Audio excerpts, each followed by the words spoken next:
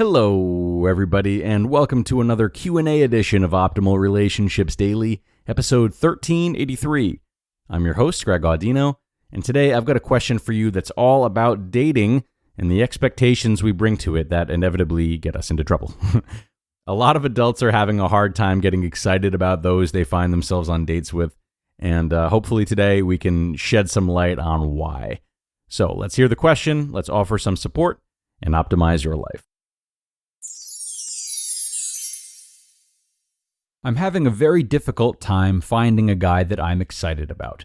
I date a lot and meet some nice people that are always interested in seeing me again, but I usually mentally check out sometime during the first date. Shouldn't there be excitement during a first date? Or am I not giving these guys enough time?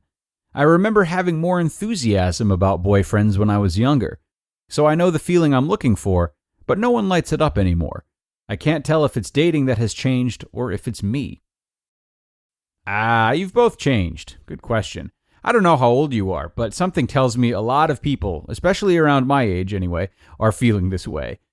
Aren't we supposed to be getting married around now? Wasn't that the plan? Are we going to actually be one of those people who doesn't end up getting married? This is definitely the mental commentary where I'm from. I don't know about your background, though. Of course, both you and the dating world have changed since your younger days when you were dating guys and being excited about it. That's how it goes. It sounds to me like you're just looking for that childhood wonderment that, more often than not, fades over time.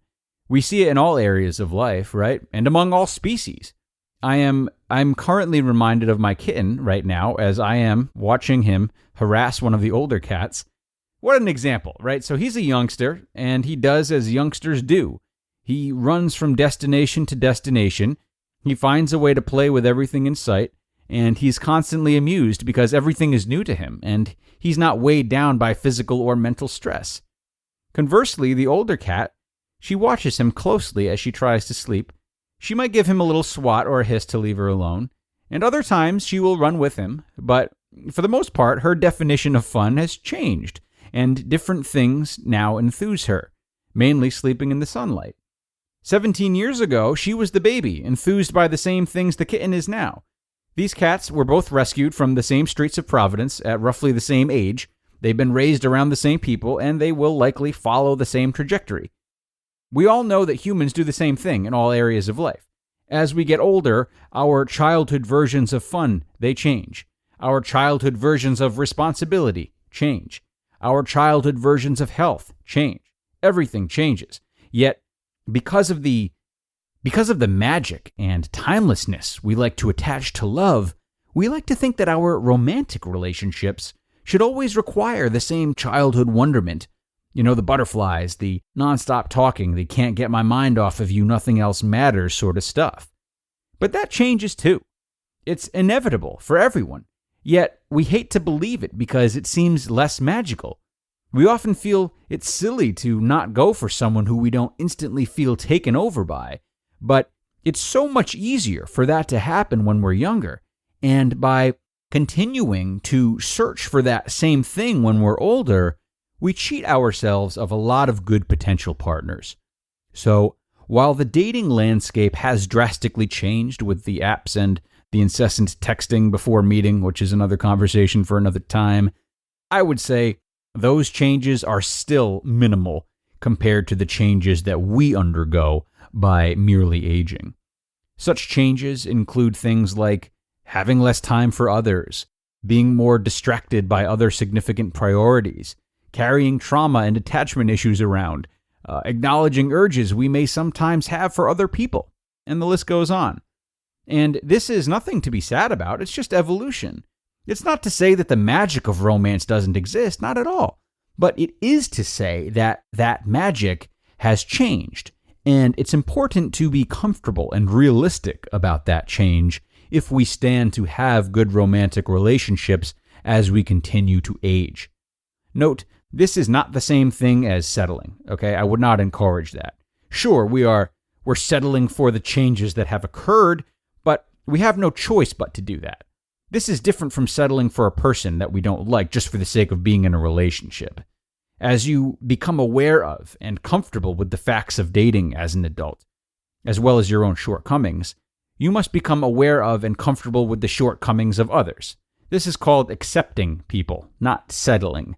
So, with all this in mind, it's time to redefine the magic you're looking for. I might first consider looking towards what you seek in a friendship.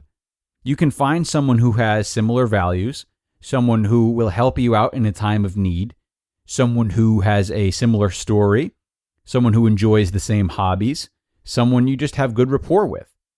Items like these form a very good foundation for dating, but are often overlooked because it's hard for ourselves and others to both find these qualities and display these qualities when we are instead scrutinizing the people across the table for little things based on this fairy tale-like romance. And it's not to say the butterflies don't come sometimes for some people, but I'm not sure it's practical to say it's butterflies or bust, you know? Of course, it's up to you to decide which qualities you look for in a romantic partner are negotiable and which are non-negotiable. But generally speaking, your Prince Charming might have bad teeth. He might have a dead-end job. He might have a hard time hanging out in big crowds. He might devote Fridays to his friends. He might be nervous around you at first. He might not be a good dresser. He might prefer not to travel, God forbid. These are many realities of adult dating, and there are countless more. Once you see how they exist in you and your partners, you'll be in a good position to date, as you'll be open to the less than magical in everyone. And hey, if you still can't find someone that aligns with your new definition of magic, that's okay too. Many people today are less enticed by relationships as they've been known in the past, and whether that's due to not being willing to flex on our childlike versions of love, or excitement over freedom, or saving money, or anything in between, we don't need to find someone, generating enough value from other areas in life that no one you meet is worth replacing something that's already in your schedule. It's fine. Not everyone talks about it yet, but it's fine. To stand the best chance at finding happiness with yourself and happiness with someone else, however, it is time to acknowledge the changes that have occurred since the old days. All right, thank you again to the woman who sent this question in. I sort of feel like there are a lot of ways this question could have been answered. Could have gone down a whole rabbit hole of dating theory and advice, but hopefully my interpretation of your question and thus my answer to it was helpful to you. If not, let me know and I'll tweak it accordingly. Everyone else, go ahead and email us any questions that you might have and that you'd like to get answered on this show. Email advice@oldpodcast.com. Advice@oldpodcast.com. We'll take your questions there and do what we can for you. We are done for now, though. I appreciate you being here. Enjoy your Saturday, everyone, and I'll see you tomorrow for both our regularly scheduled episode as well as our weekly Sunday bonus episode. That's where your optimal life awaits.